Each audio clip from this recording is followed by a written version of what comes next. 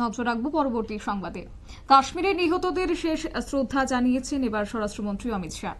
অবশ্য সেক্ষেত্রে জানা গেছে বিশেষ বিমানে করে মৃতদেহগুলি নিজ নিজ পরিবারের কাছে পাঠিয়ে দেওয়া হচ্ছে এবং পেহেলগাঁও জঙ্গি হামলায় ইতিমধ্যে যে খবর ২৬ জনের মৃত্যুর খবর প্রকাশ্যে এসেছে। যদিও বিস্তারিত যাব, আমাদের সঙ্গে যুক্ত হয়েছে প্রতিনিধি রাজীব দত্ত। রাজীব, কি জানতে পারছো? বলি যে জানো যে গতকাল পহেলগাঁওয়ে যে হামলা হয়েছে, পাকিস্তানি জঙ্গিরা যে হামলা করেছে, তারপরে ২৬ জনের মৃত্যু হয়েছে এখনো পর্যন্ত। ১৭ জন তারা হাসপাতালে ভর্তি রয়েছে এবং তাদের মধ্যে কয়েকজনের অবস্থা খুব গুরুতর। তো যারা মারা গিয়েছেন তাদের ইতিমধ্যে খুব তড়িঘড়ি আজ সকালেই কিন্তু সমস্ত পোস্টমর্টেম হয়ে গিয়েছে এবং তাদের যে শেষ শ্রদ্ধা জানান, অর্থাৎ শ্রীনগরের ছোট্ট অনুষ্ঠানের মাধ্যমে স্বরাষ্ট্রমন্ত্রী অমিত শাহ তিনি শেষ শ্রদ্ধা জানান। এখান থেকে মৃতদেহগুলো ২৬টি মৃতদেহ তাকে বিশেষ বিমানে এবং তাদের নিজেদের যেখানে বাড়ি সেই পরিবারগুলোকে পাঠিয়ে দেওয়া হবে এবং যেখানে যেখানে সমস্ত রাজ্য যে রাজ্যের তারা বাসিন্দা সেই রাজ্য সরকারকেও কিন্তু ইতিমধ্যে ইনফর্ম করে দেওয়া হয়েছে। সেই অনুযায়ী রাত্রের মধ্যে সমস্ত মৃতদেহ কিন্তু পৌঁছে যাবে এবং তার আগে কিন্তু শেষ শ্রদ্ধা জানালেন অমিত শাহ।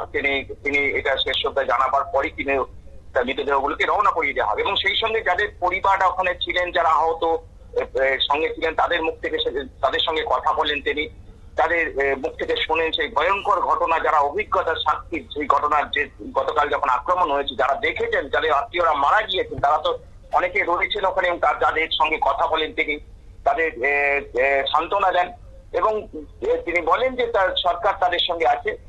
এই জঙ্গিদের বিরুদ্ধে সরকার কঠোর ব্যবস্থা নেবে এবং তাদের বিরুদ্ধে অভিযান চলছে ইতিমধ্যেই। কিন্তু আমি যেটা বলছিলাম যে অভিযান চলছে, যদিও এখনো জঙ্গিদের খুঁজে পাওয়া যায়নি, খুঁজে পাওয়ার চেষ্টা চলছে। জম্মু কাশ্মীর পুলিশ, সেনা এবং আধা সামরিক বাহিনী তারা তল্লাশি চালাচ্ছে এবং প্যারাড ট্রুপার নিয়ে যাওয়া হয়েছে জঙ্গলে এবং সেই সঙ্গে শিকারী কুকুর যেগুলো যারা সেই ব্যবহার করা হচ্ছে খোঁজে।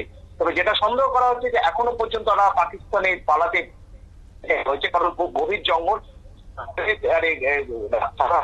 তল্লাশি হয়েছে, দিনের আরো তল্লাশি বাড়ানো হয়েছে। তো ন্যাচারালি উদ্বেগ প্রকাশ করেন এবং দুঃখ প্রকাশ করেন পরিবারগুলোর কাছে, কারণ তারা বেড়াতে গিয়েছিলেন, যে পর্যটক তারা, এবং এই জায়গাটা যেখানে হয়েছে পেহেলগাঁও, সেখানে কিন্তু এখানে মিনি সুইজারল্যান্ড বলা হয় এই জায়গাটাকে, এবং সেই জায়গায় যে এরকম ভয়ঙ্কর অভিজ্ঞতার সম্মুখীন হবেন তারা কেউ বুঝতে পারেননি। স্বামীকে হারিয়ে, কেউ মানে ছেলেকে হারিয়ে, যারা মারা গেছে, যাদেরকে খুন করা হয়েছে, গণহত্যা করা হয়েছে, যারা পাকিস্তানের মদতপুষ্ট জঙ্গিরা যাদের গণহত্যা করেছে, তারা সবাই কিন্তু মহিলাদেরকেও মারা হয়নি, শুধু পুরুষদেরই মারা হয়েছে। অর্থাৎ একদম গণহত্যা চালানো হয়েছে এখানে পহেলগাঁওতে। এবং তিনি উদ্বেগ প্রকাশ করেন এবং তিনি দুঃখ প্রকাশ করেন এবং সেই সঙ্গে এখন তো ধরো ন্যাচারালি এই খবর পাওয়ার পরই প্রধানমন্ত্রী তাকে কাশ্মীরে শ্রীনগরে পাঠিয়ে দেন এবং গতকাল রাত্রি তিনি শ্রীনগরে পৌঁছে যান এবং তিনি দফায় দফায় বৈঠক করেছেন। আজকেও তিনি বৈঠক করছেন। তার আগেই কিন্তু তিনি শেষ শ্রদ্ধা জানান এবং পরিবারগুলোর সঙ্গে যারা যারা এই ভয়ঙ্কর ঘটনার সাক্ষী হয়েছেন তাদের মুখ থেকে সেই ঘটনার তিনি কথা শোনেন এবং তারা কিভাবে তাদের উপর অত্যাচার হয়েছে, কিভাবে গুলি করা হয়েছে, সেই সমস্ত তিনি বিষয়গুলো তার গোয়েন্দা অফিসারদের সামনে তাদেরকেও তারা বলেন এবং স্বরাষ্ট্রমন্ত্রী নিজে সেই অভিজ্ঞতার কথা শোনেন এবং আশ্বস্ত করেছেন যারা এই ঘটনা ঘটেছে তাদের বিরুদ্ধে তাদের নিকেশ করে দেওয়া হবে, এমন কথাটা তিনি ওখানে বলেছেন। তাদের কিন্তু খতম করে দেওয়া হবে, ভারতীয় বাহিনী তাদের খতম করে দেবে এমনটা বলেছেন। কিন্তু বুঝতেই পারছো, স্বজন হারানোর যন্ত্রণা কিছু তো করার নেই। সান্ত্বনা জানান স্বরাষ্ট্রমন্ত্রী যে ঘটনা ঘটে গেছে, এত বড় ঘটনা। আর দেখো শতাব্দী, এটা বলতে অসুবিধা নেই, কিন্তু কোথাও যেন একটু আমাদেরও যে গোয়েন্দা দপ্তর বলো, কাশ্মীর পুলিশ বলো, সেনা বলো, তাদেরও কোথাও একটা লেথার্জি ছিল, একটা ব্যর্থতা, এটা তো অস্বীকার করার কিছু নেই। কারণ এই ধরনের আক্রমণ হবে সেটা তো কিন্তু বহু আগে কিন্তু র ইনফরমেশন দিয়েছিল যে এই ধরনের আক্রমণ করার একটা পরিকল্পনা হয়েছে, তা সত্ত্বেও কিন্তু সেটাকে রোখা গেল না। এটাই সব থেকে দুঃখের।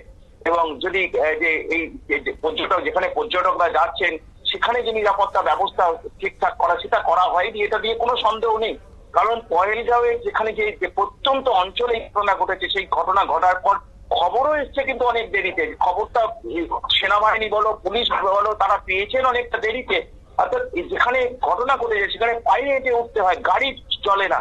অর্থাৎ সেই জায়গায় এরকম দুর্গম এরিয়াতে, প্রত্যন্ত এরিয়ায়, সেখানে যে নিরাপত্তা ব্যবস্থা, পর্যটক এত ৩০০ থেকে ৪০০ পর্যটক সেখানে গেছেন, তো তাদের জন্য নিরাপত্তা ব্যবস্থা সেটা কিন্তু করা হয়নি। এটাই খুব দুঃখের যে সরকার যখন, যেখানে কেন্দ্রীয় সরকার যারা ওখানে পুলিশ অফিসার বলো, সেনা অফিসার বলো, যারা কার দায়িত্বে রয়েছেন, তারা এটা বুঝতে পারলেন না যে এত পর্যটক ওখানে যাচ্ছেন, তাদের উপর আক্রমণ হতে পারে। যেহেতু পাকিস্তান সীমান্ত অনন্তনাগের এই জেলাটা এবং অত্যন্ত এখানে উদ্বেগের একটা জেলা, এবং সেখানে বারবার সেখানে জঙ্গিরা আক্রমণ করেছে, এটাই কিন্তু দুঃখের।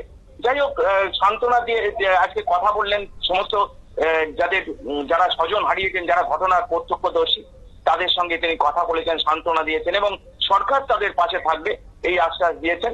এবং অমিত শাহ আজকে তিনি এখনো ওখানে বৈঠক করছেন এবং হয়তো আজকে বৈঠকের পর তিনি হয়তো দিল্লিতে ফিরে আসবেন এবং প্রধানমন্ত্রীর সঙ্গে বৈঠক করবেন। শতাব্দী, ধন্যবাদ। আপনারা শুনলেন আমাদের প্রতিনিধির বক্তব্য। অর্থাৎ 26 জনের মৃতদেহ বিশেষ বিমানে করে আজ সকালেই নিজ নিজ বাড়িতে পৌঁছে দেওয়ার ব্যবস্থা করা হয়েছে এবং শ্রীনগরে এক অনুষ্ঠানের মধ্য দিয়ে শেষ শ্রদ্ধা জানিয়েছেন কেন্দ্রীয় স্বরাষ্ট্রমন্ত্রী। নিয়ে নিচ্ছি ছোট্ট একটি বিজ্ঞাপন বিরতির সঙ্গে থাকুন।